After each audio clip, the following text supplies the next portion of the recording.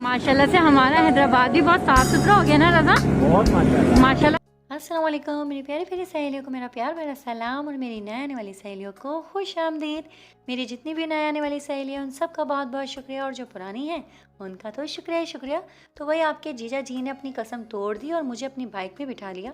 वैसे बाइक पे बिठाना उनकी मजबूरी थी क्योंकि हम जहाँ जा रहे थे वहाँ की कंजेस्टेड गलियाँ थी और वहाँ पर गाड़ी जा नहीं सकती थी, इसी वजह से हम लोग बाइक पे गए थे। लेकिन भाई संडे को जो आपके जीजा जी ने किया उसकी तो मुझे बिल्कुल भी उम्मीद नहीं थी, और वो क्या किया तो मैं आगे जाके आप लोगों के साथ शेयर करती हूँ। पहले मैं आप लोगों को दिखा दूँ हमारा प्यारा सा खूबसूरत सा छोटा सा हैदराबाद।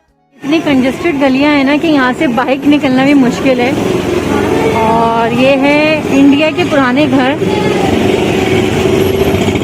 मतलब कि जब पाकिस्तान और इंडिया आज़ाद नहीं हुआ था, जबकि यहाँ पर इमारतें बनी हुई हैं। और देखिए पहले का काम कितना माशाल्लाह से अच्छा हुआ करता था कि अभी तक वो इमारतें कायम हैं, वरना अब तो हम घर बनाते हैं और वो 5 से 10 साल में जो है ख़राब होना शुरू हो जाता है।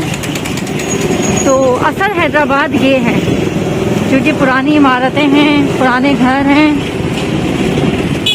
ये देखिए कितनी छोटी छोटी सी पतली पतली सी गलियाँ हैं और यहाँ पर मेरा बचपन गुजरा है, तो इन गलियों से मुझे मोहब्बत भी बहुत है।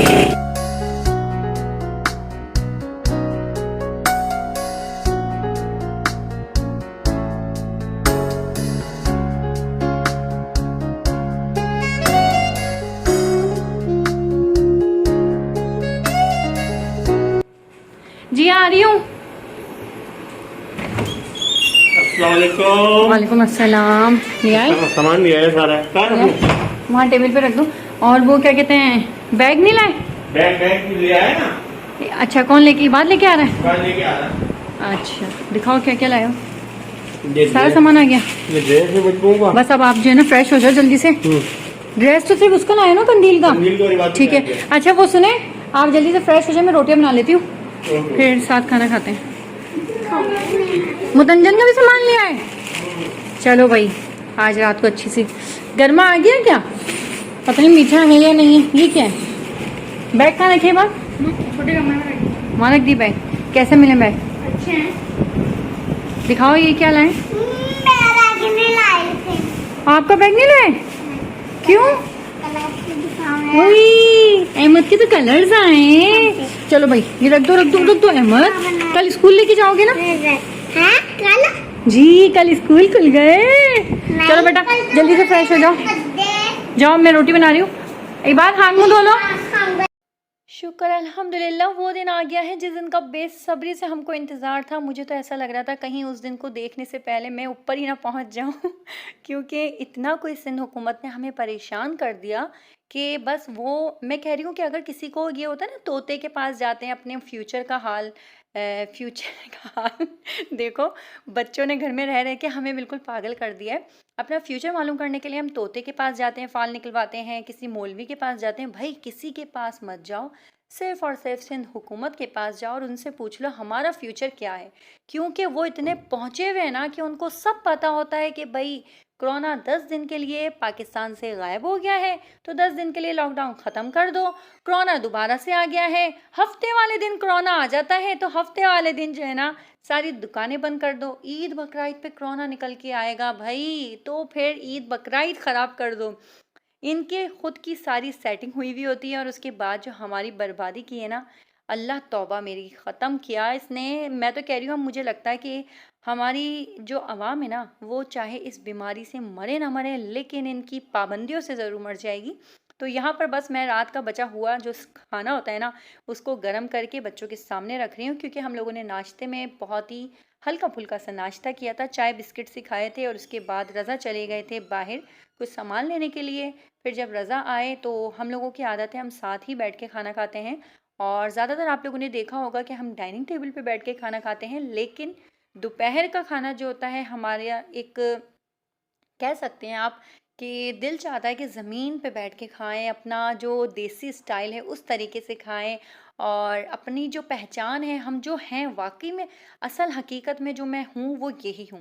असल हकीकत में बचे हुए 2-3 दिन के सालन, चावल, ये सारी चीज़ें गर्म करके दोपहर में खाना, सादा तबीयत लोग, बच्चों को भी हर वो चीज़ खिलाना जो हम खाते हैं, बच्चों के कोई नखरे नहीं उठाना कि भाई तुम ये नहीं खाओगे, तुम वो नहीं खाओगे, मैं तुम्हें ये बना दूँ, वो बना दूँ, ऐसा कुछ भी नहीं है। और मैं तो आप लोगों से भी यही कहूँगी कि अपने बच्चों को ये बात ज़रूर समझाएं कि अल्लाह जो हमें दे रहा है ना, बहुत बड़ी नेमत है अल्लाह की, और शुक्र अल्हम्दुलिल्लाह कह के हर एक चीज़ बच्चों को खाने की आदत डालें। और मुझ में फिर थोड़ा बहुत नखरा है, लेकिन मैं ये कहूँगी अल्हम्दुलिल्लाह अल्हम्दुलिल्लाह, प्लीज़ माशाल्लाह ज़रूर कहिएगा, मेरे बच्चों में नहीं है। मेरे थोड़े नखरे अब्बू ने और अम्मी ने उठाए थे, तो मेरे अंदर थोड़ा सा है, लेकिन माशाल्लाह से रज़ा में और बच्चों में बिल्कुल भी ऐसी कोई आदत नहीं है। और बस यहाँ पर जो है रज़ा और कारी साहब के लिए चाय बन रही थी। खाना खाने के बाद हमें आदत है चाय पीने की, लेकिन आज गर्मी बहुत ज़्यादा थी तो मैंने अपने लिए चाय नहीं बनाई। जितनी देर में चाय बनी उतनी देर में माशाल्लाह मेरे बर्तन भी वॉश हो गए। और मैं एक बात आप लोगों के साथ शेयर करना चाहूँगी कि एक मेरे पास वीडियो आई थी जिसमें एक कंट्री है जहाँ पर आटा तक नहीं है और वो मट्टी की रोटियाँ बना के खा रहे हैं। तो हमें तो शुक्र अल्हम्दुलिल्लाह कहना चाहिए कि अल्लाह ने हमें कम से कम आटा रिस्क तो अता किया है। तो अल्लाह का लाख लाख शुक्र है, और अल्लाह से मेरी यही दुआ है कि अल्लाह सबके घरों में रिस्क और बरकत अता फरमाए। आमीन सुमा आमीन या रब्बिल आलमीन। बच्चे सिपारा पढ़ रहे हैं। बीवी हो तो आप जैसी हो माशाल्लाह, बड़ी ओबीडियंट, अल्लाह में आपको इसका अजर दे। आमीन। बस हम लोगों की आदत है कि हम लोग खाना खाने के बाद चाय ज़रूर पीते हैं, बहुत ज़्यादा चाय लवर हैं भाई हम। और कौन कौन हमारी तरह चाय पीता है मुझे कमेंट्स बॉक्स में ज़रूर बताइएगा। और बच्चे जो हैं सिपारा पढ़ने चले गए खाना खाने के बाद, कारी साहब आ गए थे, तो मुझे कमेंट्स आए थे कि आप जो हैं सिपारा पढ़ाते हुए दरवाज़ा खोल के रखा करें। तो मैं थोड़ा सा दरवाज़ा खोल के रखती हूँ, जब मुझे कहीं बाहर से अंदर बाहर होना होता है तब मैं दरवाज़ा बंद करती हूँ फिर अंदर आती हूँ। वैसे हमारा दरवाज़ा खुला हुआ ही होता है।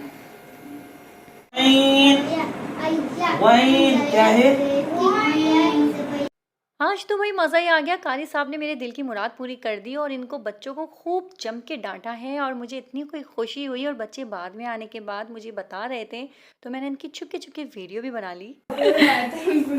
अहमद ये आप क्या कर रहे हो? हाथ दबा दिया। इतना बुरा दिया था ना सबक, नहीं दिया था, नहीं दिया था। अच्छा वो बहुत अच्छा, वो बहुत अच्छा।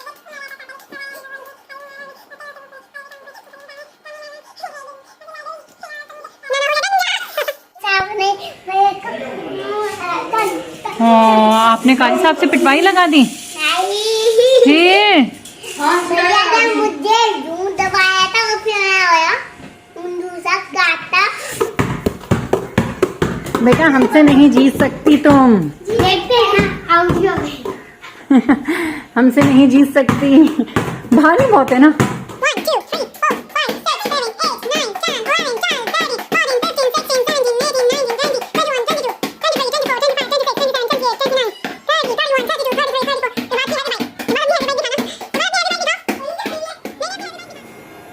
रज़ा आज काम करते हुए कितने अच्छे लग रहे हो ना रज़ा। लो जी आज तो कमाल ही हो गया और सबको रज़ा ने हैरान ही कर दिया। रज़ा ने 2 दिन में अपनी 2 कसमों को तोड़ दिया। और पहली कसम जो थी वो ये थी कि रज़ा ने मुझे बाइक पे बिठा लिया, और दूसरी कसम ये थी कि रज़ा घर का कोई काम नहीं करते। लेकिन भाई आज रज़ा ने घर का काम किया, और इस काम में भी है ना रज़ा को मैंने इतना तंग किया है कि रज़ा ये कैसे काट रहे हो, आपको लोग देख रहे हैं और आप ऐसे काटोगे, लोग बोलेंगे इनको काटना नहीं आता, कितना फुअर लड़का है। लेकिन भाई कोई बात नहीं, रज़ा ने इतना काम किया, मुझे बहुत खुशी हुई। और कभी कभार वैसे कर देना चाहिए। देखें मुझे इतनी सी चीज़ से कितनी खुशी मिल गई।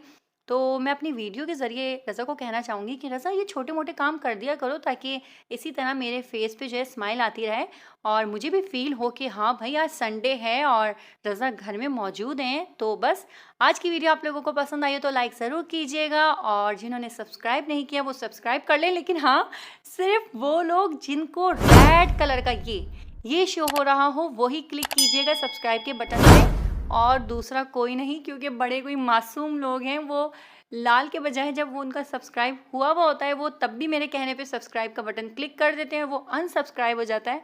हमारी आवाम बहुत ही मासूम है, तो सदके जाऊँ मैं ऐसी आवाम पे। मिलते हैं अपनी नेक्स्ट वीडियो में, तब तक के लिए अपना खास ख्याल रखिएगा। और ये देखिए मैं आपको दिखा रही हूँ रज़ा का फुअरपन कि रज़ा ने किस तरह कटिंग की है। तब तक के लिए क्या बोला था मैंने मिलती है अपनी नेक्स्ट वीडियो में, तब तक के लिए अपना खास ख्याल रखिएगा, अपने घर वालों का ख्याल रखिएगा और मुझे अपनी दुआ में याद रखिएगा। अल्लाह हाफिज़।